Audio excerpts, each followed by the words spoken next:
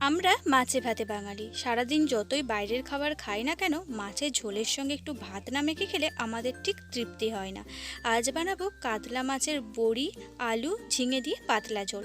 তার জন্য বড়ি, ঝিঙে এবং মাছগুলোকে ভালো করে ভেজে নিয়ে সেই একই তেলে দিয়ে দিলাম পরিমাণ মতো পেঁয়াজ। পেঁয়াজগুলো একটু ভাজা ভাজা হয়ে গেলে তার মধ্যে দিয়ে দিয়েছি লঙ্কা এবং 5 ফোড়ন। এটাকে একটু নেড়ে চেড়ে তার মধ্যে আগে থেকে সিদ্ধ করে রাখা আলু, পরিমাণ মতো হলুদ, আদা বাটা এবং তার মধ্যে দিয়ে দেব লঙ্কা গুঁড়ো এবং পরিমাণ মতো লবণ দিয়ে খুব ভালো করে কষিয়ে নেব। একটুখানি জল দিয়ে ভালো করে কষিয়ে নিচ্ছি যাতে মশলাটা খুব ভালোভাবে কষানো যায়।